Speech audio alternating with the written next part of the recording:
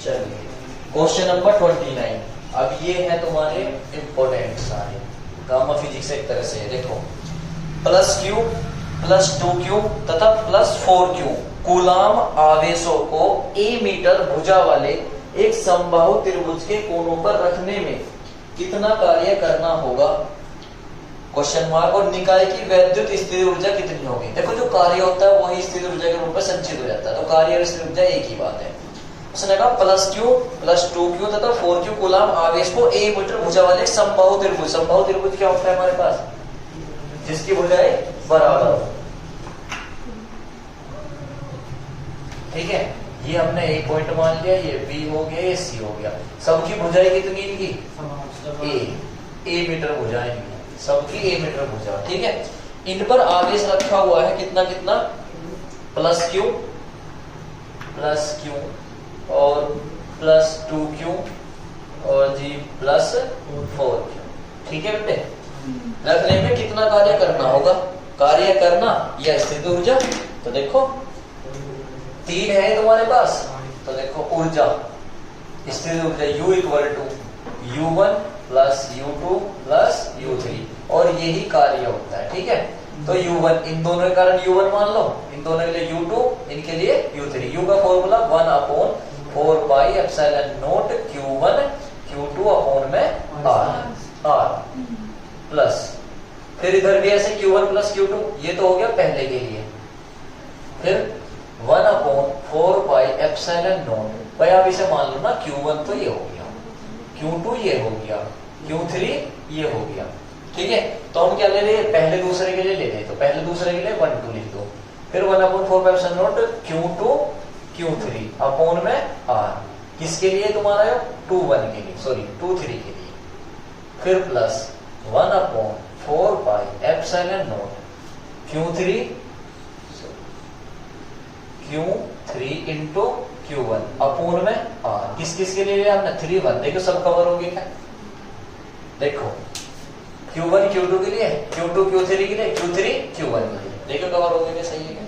ठीक है, नहीं है समझ में, कॉमन क्या है, ये सब कॉमन है तो बाहर ले लो। 1/4 पाई एप्सिलॉन नॉट कॉमन, अंदर Q1 Q2 Q और 4Q, Q into 4Q upon में R कितना A, इसका भी है इसका भी, सबका A प्लस ये तो कॉमन आ गया Q2 Q3 कितना आ गया 4Q इंटू 2Q अपॉन में A। ठीक है, फिर plus Q3 Q4 2Q into में Q अपॉन में A। अच्छा, अगर आवेश माइनस में होता तो ऊर्जा में माइनस रखा जाता, सही है, ये तो कॉमन है। 1/4 पाई एप्सिलॉन नॉट, 4 की 1 हुई तो 4Q स्क्वायर अपॉन में A प्लस 4 दूनी 8 Q स्क्वायर अपॉन में A plus 2Q square upon में A। सही है यहाँ तक, 8 4 12 2 14, तो 1/4 पाई एप्सिलॉन नॉट कितना आ गया 40Q स्क्वायर अपॉन में A। ये आ गया हमारे पास इतने जूल एनर्जी, यही कार्य है और यही ऊर्जा है। बताओ समझ में आ गया बातें, सही है, आसान था, बोर्ड में आया हुआ। अगला क्वेश्चन बिल्कुल सेम इसी की तरह, क्वेश्चन नंबर 30। क्वेश्चन नंबर 30 में आपको डायग्राम दिया हुआ है। देखो उसने दिया, दिए गए आवेशों के निकाय की कुल ऊर्जा, कुल वैद्युत स्थिर ऊर्जा ज्ञात कीजिए। क्या है तुम्हारे पास, देखो डायग्राम दे रखा बिल्कुल सेम ऐसे करके बना बनाया आ गया, सेम ऐसा। उसने कहा यहाँ पे माइनस Q रखा हुआ है, यहाँ पे प्लस Q रखा हुआ है और यहाँ पर प्लस Q रखा हुआ है। इनके बीच की डिस्टेंस ये तो A है, 2A है और ये हमारे पास 2A है। ठीक है, निकाय की स्थिर ऊर्जा निकालनी, फिर से ये लगाना फॉर्मूला तो। ठीक है, बताओ लगा दो क्या, लगा देंगे। बिल्कुल ऐसे लगाना, U equal to U1 plus U2 plus U3। देखो सब तो कॉमन आ जाएगा, 1/4 पाई एप्सिलॉन नॉट तो कॉमन ही आना अंदर से, थोड़ा शॉर्ट कर रहा मैं इसी की तरह। Q1 Q2 यानी कि माइनस के Q इंटू में Q, माइनस प्लस रखना पड़ता है अपॉन में ये वाली डिस्टेंस कितनी 2A प्लस क्यू और Q, Q into Q upon में बीच की डिस्टेंस ए, आ रही के बाद समझ में, प्लस फिर ये वाला, ये कितना रखा जाएगा, क्यू इंटू माइनस के क्यू अपोन में 2a, सही है।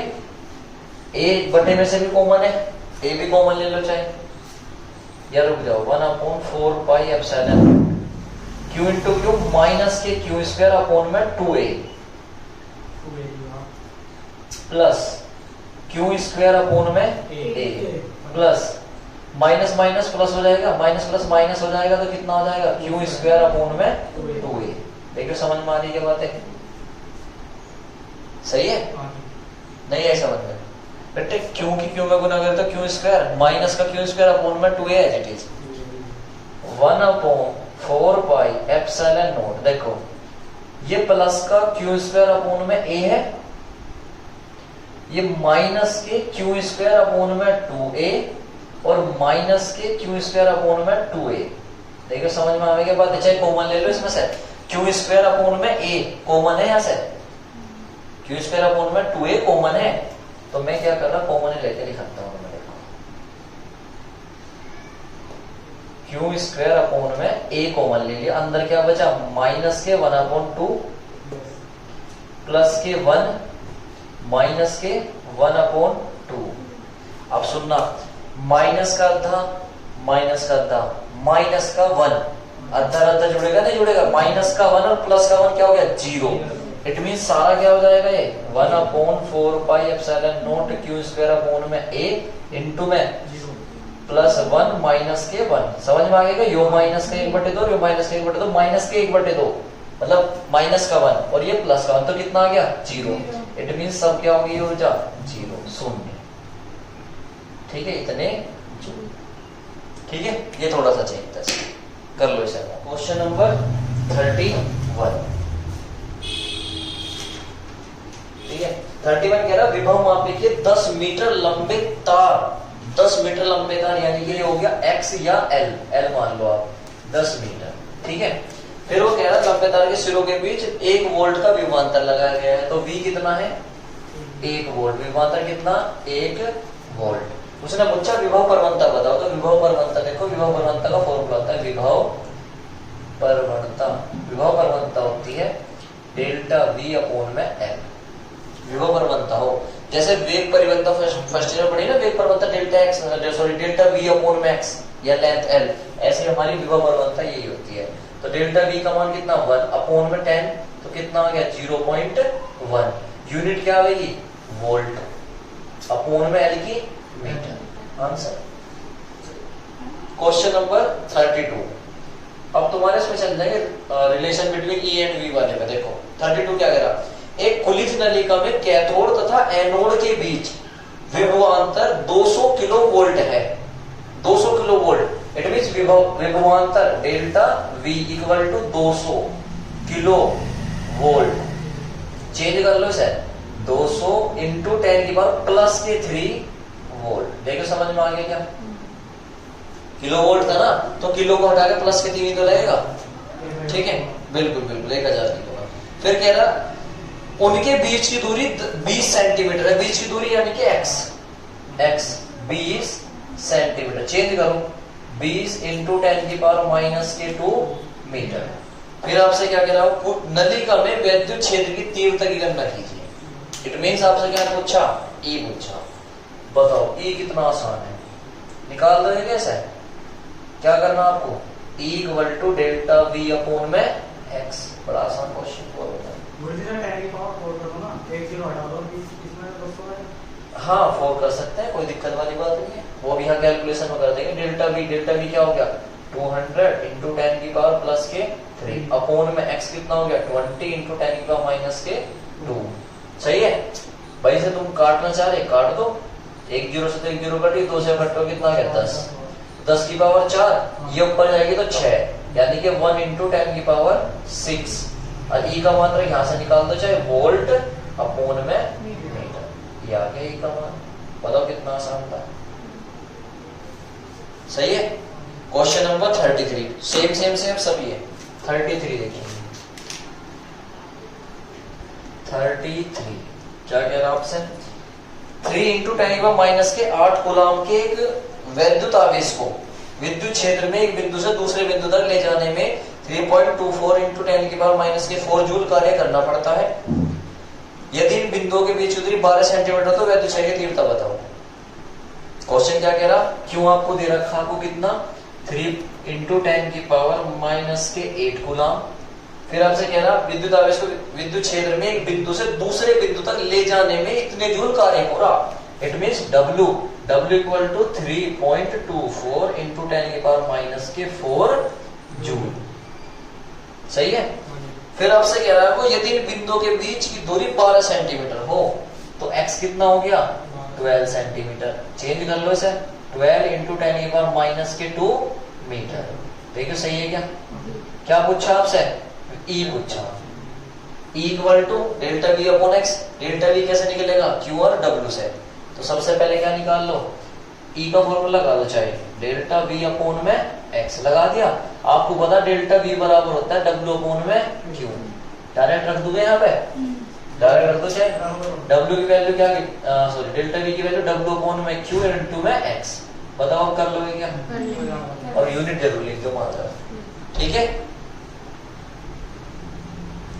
क्वेश्चन नंबर 34 भी बिल्कुल सेम है, जो आप खुद करोगे। 35 भी यही है, मतलब सेम इसी की तरह है। क्वेश्चन नंबर 36 करा रहा मैं आपको। 36 अच्छा है, इसमें थोड़ा सा दिमाग लगाना पड़ेगा आपको। 36 34 और 35 सेम करना आपको। 36 एक अल्फा कण, अब जैसे ही अल्फा कण आया, अल्फा कण, तो अल्फा कण पर आवेश तुम्हें पता होता है कितना होता है 3.2 इंटू 10 के 19 कूलाम, इलेक्ट्रॉन का डबल। 10 लाख वोल्ट द्वारा प्रेरित किया गया है। 10 lakh volt, it means V equal to 10 lakh volt. ठीक है। चेंज करो भाई 10 लाख को, कितना होगा, इकाई, ढाई, सैकड़ा, हजार, 10,000, लाख, 10 लाख। देखो ठीक है क्या, सही है। 3 और 2 5, तो कितनी आ जाएगी 10 इंटू 10 देखो ठीक है क्या बेटे। इकाई, ढाई, सैकड़ा, हजार, 10,000, लाख, 10 लाख। ठीक तो है। ठीक है, 1000 10,000 देख लेना एक बार। 10 इंटू 5 वोल्ट, V की वैल्यू आ गई। अब आगे क्या कह रहा हूं, इसकी गति ऊर्जा क्या होगी। फर्स्ट पॉइंट K पूछा आपसे। सेकंड पॉइंट क्या पूछ रहा, इसी विभवांतर पर यदि प्रोटॉन को त्वरित किया जाए तो वह कितनी गतिज ऊर्जा प्राप्त करेगा। ये तो अल्फा कण की थी। प्रोटॉन के लिए, प्रोटॉन के लिए K पूछा। फिर थर्ड पार्ट में किस कण की चाल अधिक होगी यदि दोनों विराम अवस्था से चलना प्रारंभ करें। ठीक है, ये वो पूछ रहा आपसे। तो देखो पहले तो K निकाल लो जिसका, तो K इक्वल टू मैंने तुम्हें बताया था, देखो V इक्वल टू होता है W अपॉन में Q। कार्य ही ऊर्जा होती है, तो इसे क्या मान लेंगे हम, K। तो K इक्वल टू क्या बन जाएगा, V इंटू में Q। सही है, कल भी बताया था मैंने आपको। तो K इक्वल टू क्या बन जाएगा, V इंटू Q। V की वैल्यू 10 इंटू 10 की पावर प्लस के 5 इंटू Q की वैल्यू 3.2 इंटू 10 की पावर माइनस के 90। बताओ कर लोगे क्या, इतने जूल आ जाएगा। ठीक है। अब प्रोटॉन के लिए पूछा, तो प्रोटॉन का आवेश अलग हो जाएगा, बस प्रोटॉन का आवेश अलग हो जाएगा। तो प्रोटॉन के लिए Q कितना होता है 1.6 इंटू 10 की पावर माइनस के 19 कूलम। तो K पूछा, K equal to V into Q या Q इंटू V लिख सकते हो। V की वैल्यू सेम रहेगी 10 इंटू 10 की पावर 5 इंटू Q की वैल्यू 1.6 इंटू 10 की पावर माइनस के 19 कूलम। सॉरी, ये जूल में आ जाएगा आंसर। कर लोगे क्या यहाँ तक। थर्ड पार्ट में क्या पूछा, किसकी चाल अधिक होगी, किसकी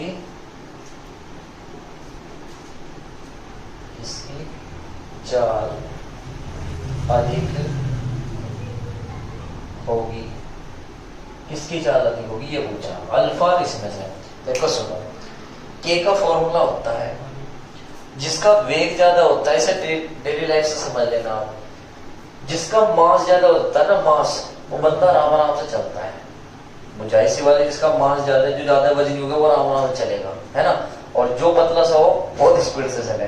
ठीक, तो इनमें दोनों में रिलेशन पता क्या है, जो m अल्फा है, यानी कि जो अल्फा कण का द्रव्यमान है ना, वो प्रोटॉन के द्रव्यमान का 4 गुना होता है mv। आवे के बात समझ में नहीं आई? दोबारा समझो। जो अल्फा का द्रव्यमान है ना, वो प्रोटॉन का 4 गुना है। पता है प्रोटॉन का 1 है ना, तो अल्फा कितना आएगा? 4। तो भारी कौन हुआ? अल्फा कण। अल्फा कण क्या है? भारी। तो देखो यहां से देख लो k = half m v square. यहां से v स्क्वायर की वैल्यू निकल लेंगे तो कितना होगा? 2k/m। देखो ठीक है क्या? v स्क्वायर को यहां छोड़ो, 2 को इधर लेंगे, हमको बटे में। इट मीन जो v है वो इनडायरेक्टली प्रोपोर्शनल किसके है? √m के, क्योंकि स्क्वायर टर्म पर रूट लगाऊंगा। होएगा नहीं होगा? जिसका द्रव्यमान कम उसका वेग ज्यादा, उसकी स्पीड ज्यादा, और जिसका द्रव्यमान ज्यादा उसका वेग कम। तो इस फॉर्मूले से किसका द्रव्यमान ज्यादा होगा? अल्फा कण का।